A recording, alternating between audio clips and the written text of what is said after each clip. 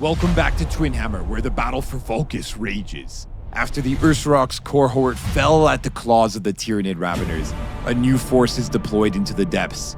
The Adeptus Mechanicus Battleclade, led by Techno-Archeologist Rhendo-9. Their mission, reclaim the underground data vaults that hold the activation codes for the Vulkus orbital gun. But the Hive Brood is already here. This Tyranid infestation has adapted, spread, and waits in ambush. The Xenos know if the Mechanicus activates the orbital platform guns, their Hive fleet risks annihilation.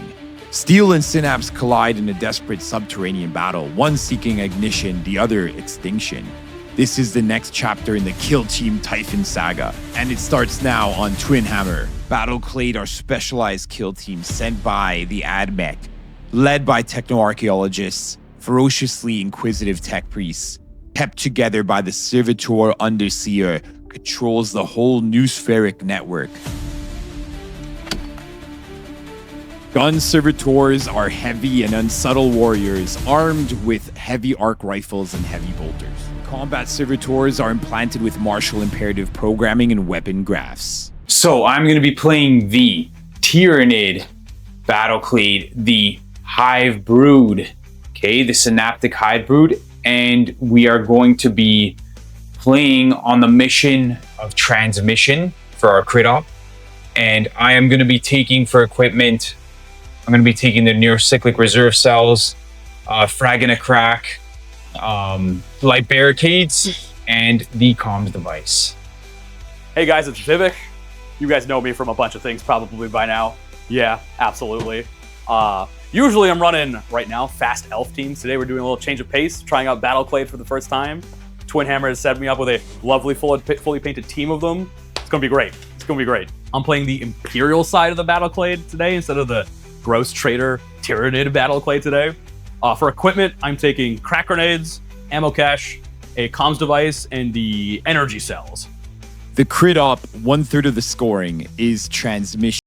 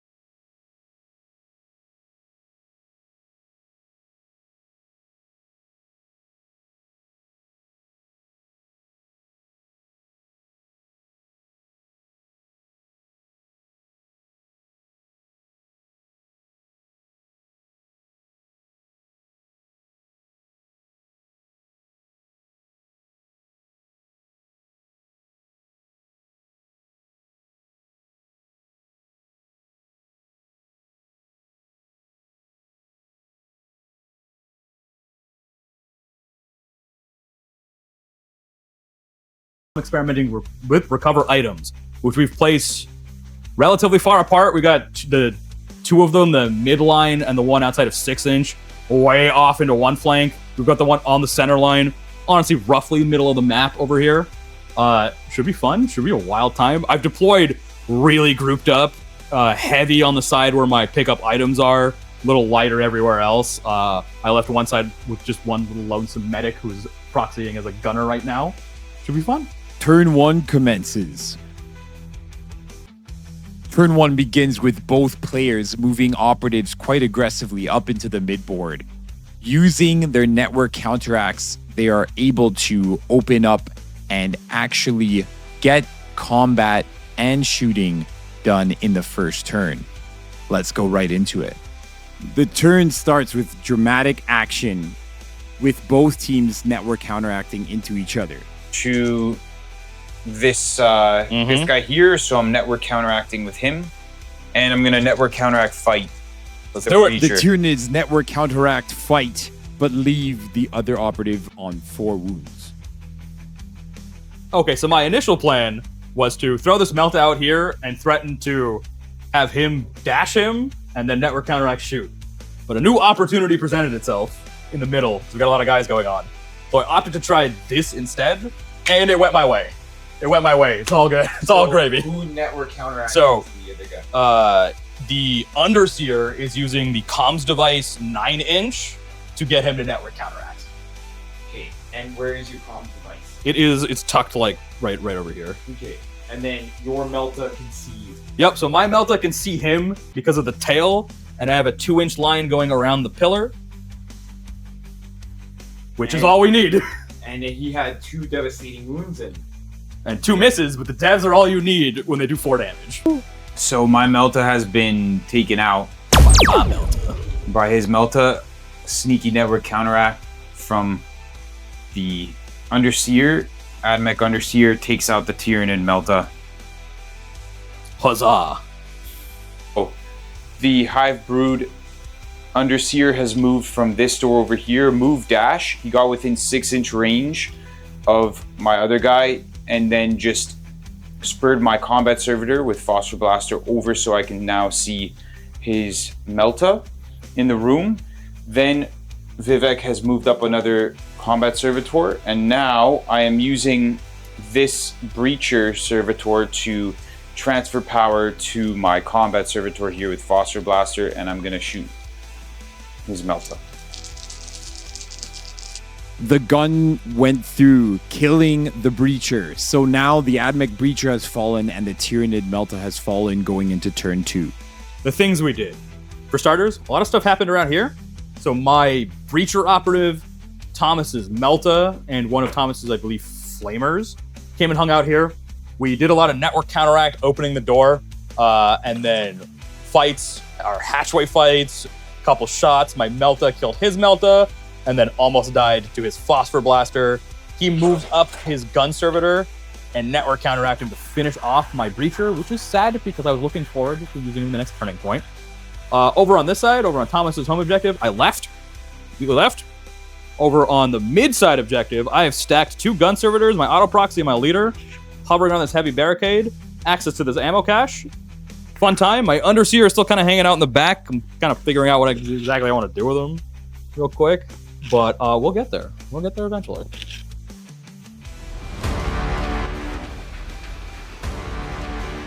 The top shelf turning point moment was Thomas having an extra guy to come up to kill my poor little Breacher, but he did bravely open the door. You know, that door is now open and action is now going, and this next turn initiative is going to determine a fair amount, determine a medium amount here real quick. Let's get it. Turn 2.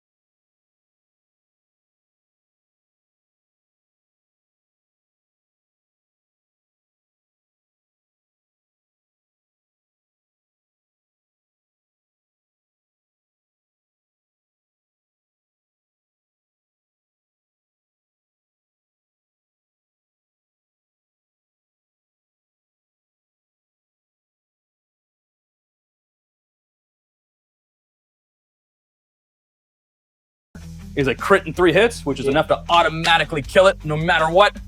Into your boy. I will. Yep, I will retain 1 for accurate because of new spheric possession. And then we go into my dice rolls. I will keep those as 2 crits, 2 hits into the servitor, the gun servitor. Ooh. Wow. Okay, so you have. So you save 2 normals and a crit, and you take 4 damage on that guy. Okay.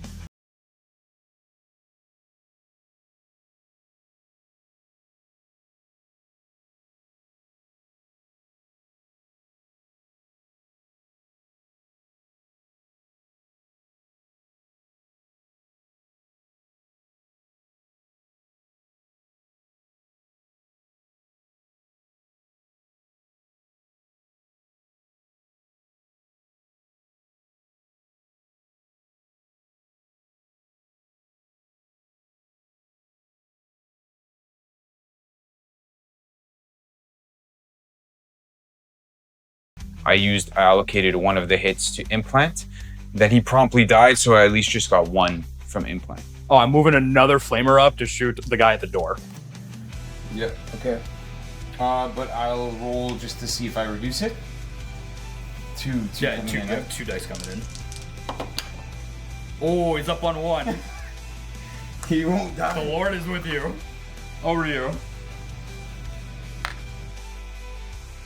This guy, because he was the one who transferred power.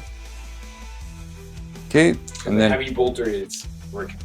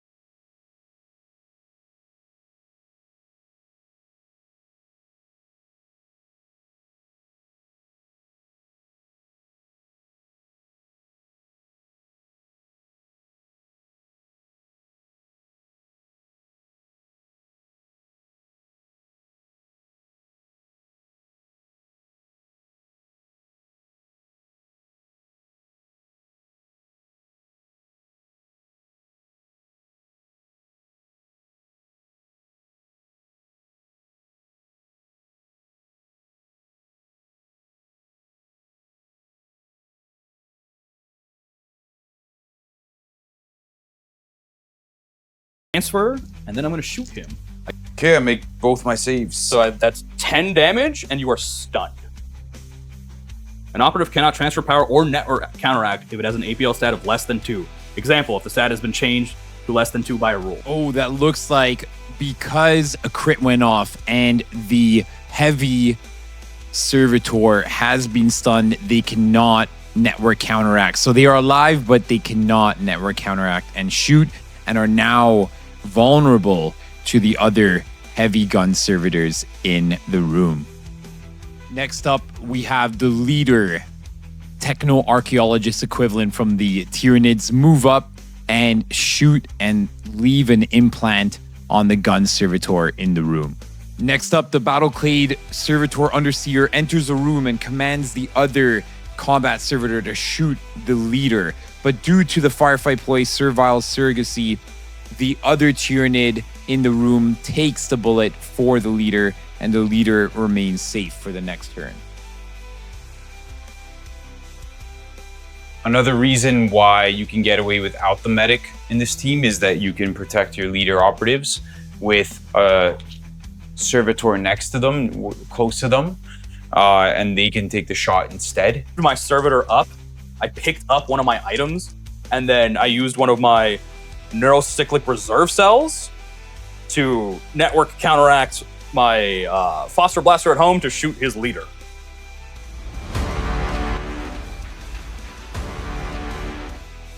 All right, our top shelf turning point moment for turning point 2 has to be over on our No Man's Land objective side.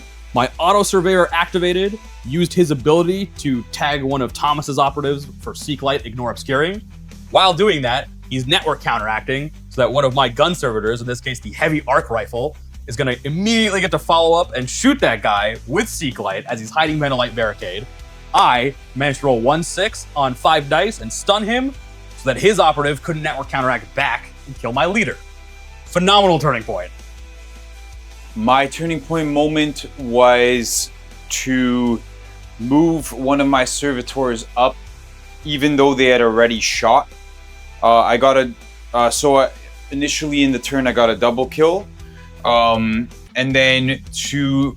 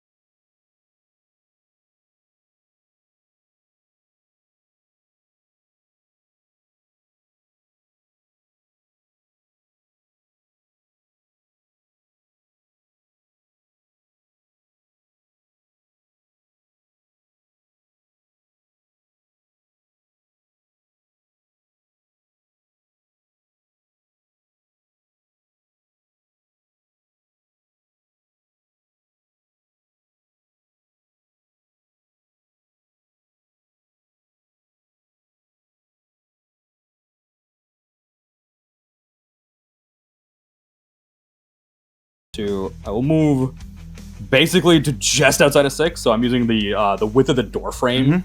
Again, you're gonna guard. And I'm just gonna guard. Guarding power. Mm-hmm. And then I'm just gonna close the door. Okay. Because he went on guard here with his combat servitor. He moved him up, went on guard. So I'm just gonna transfer power, close the door. See that guy? Yeah, and then I'm gonna transfer power to this gentleman here. This fair counteract. Actually, Picked him up. We're gonna move with dash over to here. Which the advantage of this is his breacher cannot see me from the door, so it might be cute. And then I'm gonna shoot. Vivek's leader takes a great shot, killing the gun servitor Tyranid model. Next, Thomas's combat servitor sends a ceaseless crack to kill the servitor underseer of the Admech.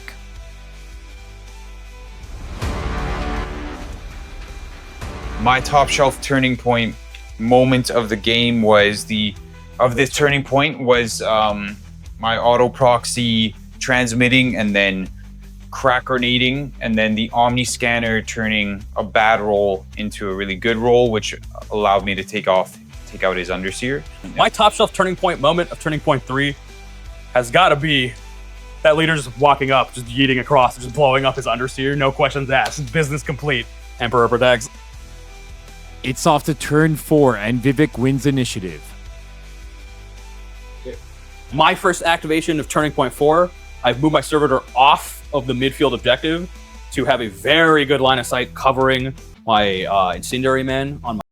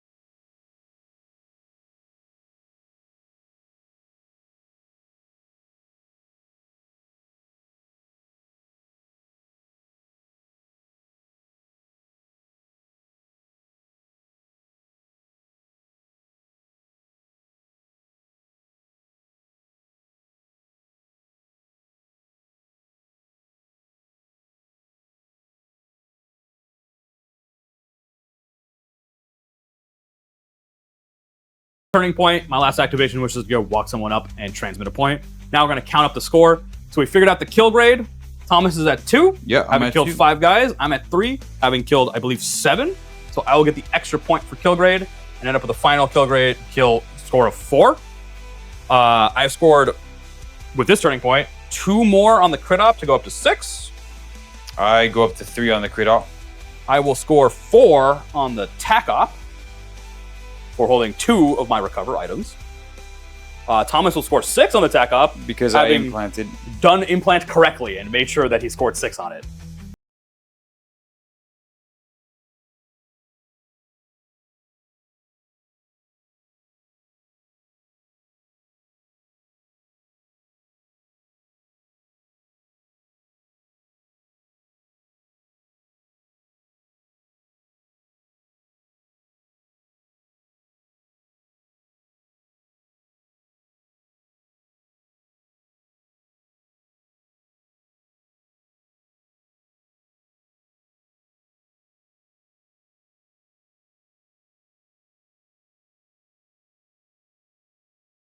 Single one was crucial for me. We went both pretty aggressive. So when you go aggressive, initiatives matter a lot more. Yep. Although even in TP2, I think I got the initiative, but you still got the better of it because you ended up with a double kill. We both had pretty good threat saturation, so whoever won initiative was going to get first blood. But then the others were. This gun servitor here, I thought he was going to lose me the game. Oh, because gun servitor was almost MVP. He refused to die. He made it a little more even than it it could have been. So Implant was definitely on theme for the Tyranids. They injected whatever was left of the human body of the servitors with whatever they could infect them with. But I still think Plant Beacons is better for this team, because Implant, you do have to be aggressive. You have to actually attack your enemy. You can't do it on retaliation. So it makes you have to be aggressive, whereas Plant Beacons, you can play a little bit more passive, and you get more bonuses from Plant Beacons. I couldn't use the ploy to get rerolls because I barely had any objectives or markers to get the rerolls from. So I was really feeling that this game. So Implant, although I maxed it, I still think it's not the optimal choice for this team. Yeah. End of the game, we have the Imperial Battleclade at 17 points.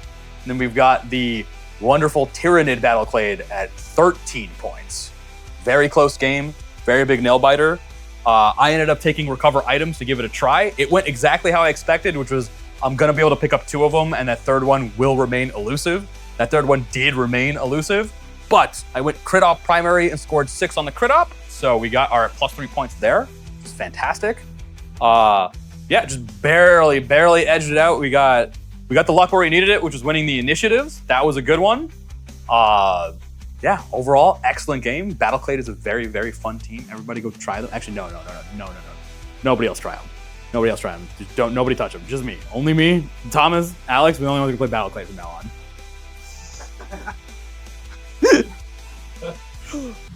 In the second installment of the Typhon Saga, brought to you by Top Shelf, the Battleclade emerged victorious. Magos Rhendo-9 Varnex stands among the wreckage, data tethers embedded deep in the Cognitor stacks. The orbital's gun targeting protocols have been extracted, sanctified, and secured. The synaptic hive brood links are severed, biomass purged. The cost was high, the victory absolute. The Vulkus orbital gun can now be fired, and the next phase of the Typhon Saga begins.